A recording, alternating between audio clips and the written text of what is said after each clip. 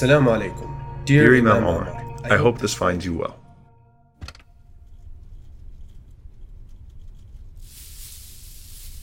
Life isn't all that exciting for me. I go to work, go shopping, go home, and aside from babysitting Fatima occasionally, don't really have much of a social life. Kareem from the masjid always asks me to come volunteer for stuff, and I usually back out. But this time I decided I'd spend the weekend with him and the rest of the guys on a camping trip.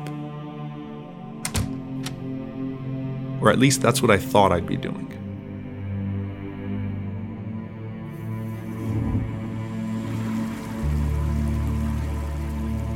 I'm not the most responsible guy in the world. I flake on many of my obligations and tend to be last minute about everything. I prayed occasionally, but at times got halfway through my wudu before deciding something else was more important than the prayer. So I decided I'd hurry and catch the guys before they left. But Allah had a different plan. And that plan included me being unable to open a door I'd opened a million times before.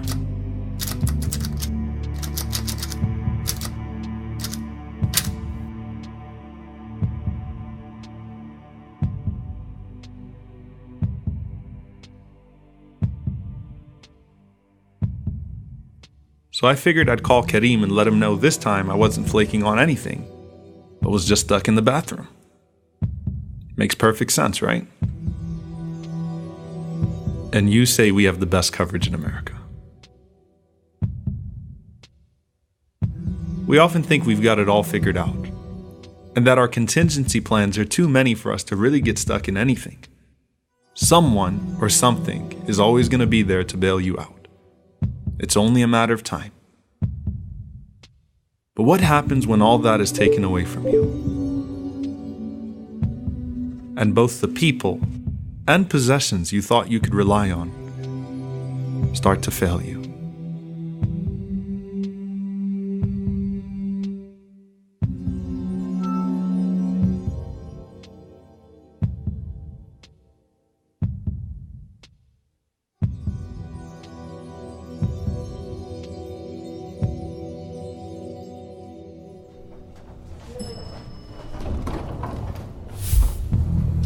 At some point, you just want anybody to hear you.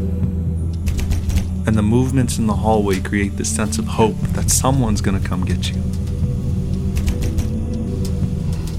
You can hear them, and you know they can hear you. But then the sounds of the footsteps fade away, and you're left dejected, wondering if another person might pass by and hear your cries.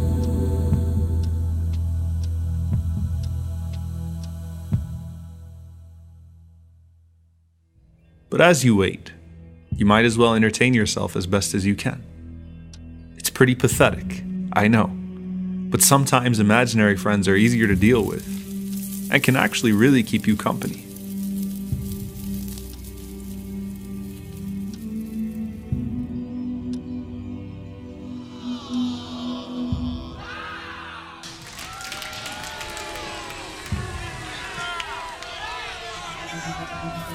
And they get boring too. And just like with any day of work, you come home, you go through your motions, and lights out.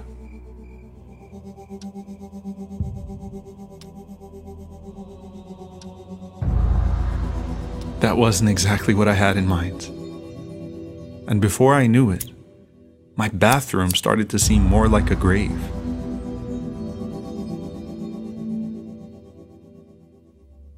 The Prophet, peace be upon him, said that we should frequently remember death, and called it the destroyer of all pleasures. And though this might have been an odd place to do so, I probably thought of it more in those few moments than I had over the last year.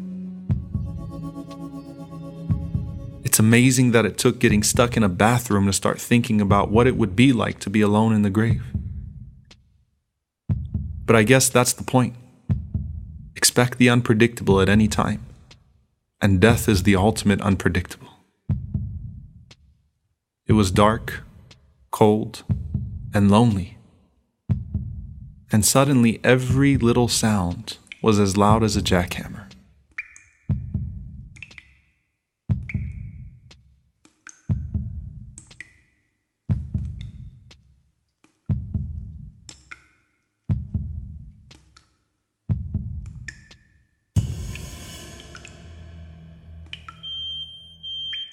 But then I woke up to a nightmare that the fire that followed the grave was now to consume me, and that I could only hold off my inevitable fate for so long, because no one was going to hear or see me suffocate or burn.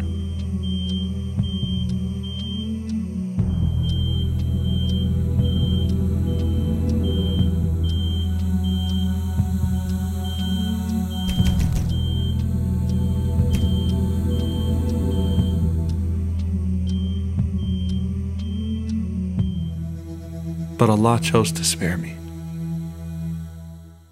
The smoke alarm was in another unit, but the alarm I needed to hear was internal. So I did what I hadn't done for a long time and thought I had no time for. No, it wasn't the best of places to start, but I had no choice, and surely my Lord is understanding and forgiving.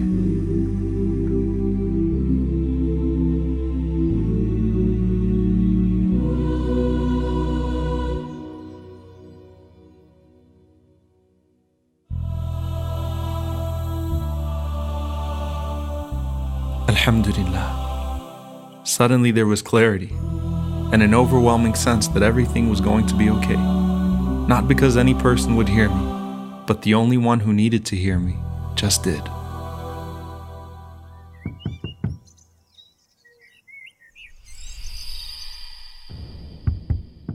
The sounds started to come back, but this time they sounded real.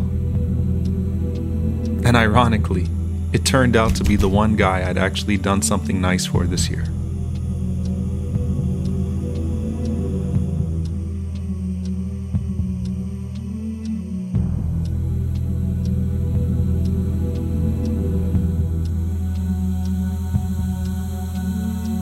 John told me to look down and try turning the lever in the opposite direction. I really didn't get what he said till I actually tried it. And just like that, the turner of hearts turned my heart towards him. And as my Lord promised, everything was okay. Everything was okay. And though I thought I was alone throughout this entire ordeal, Allah was with me the entire time.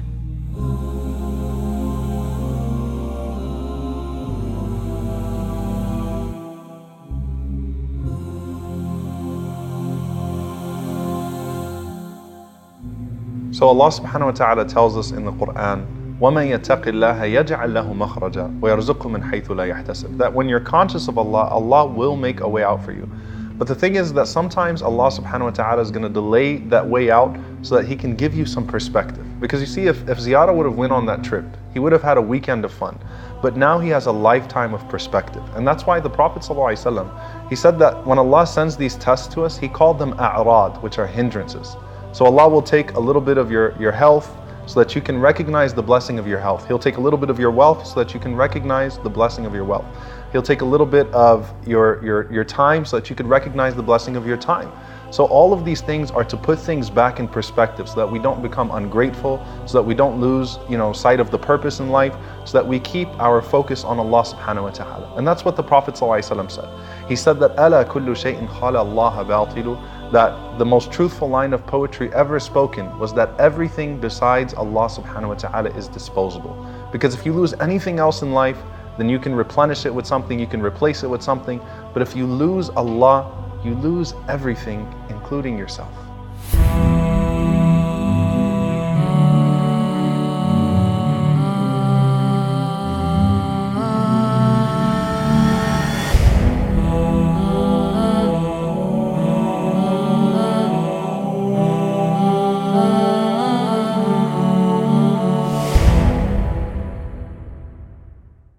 Assalamu alaikum.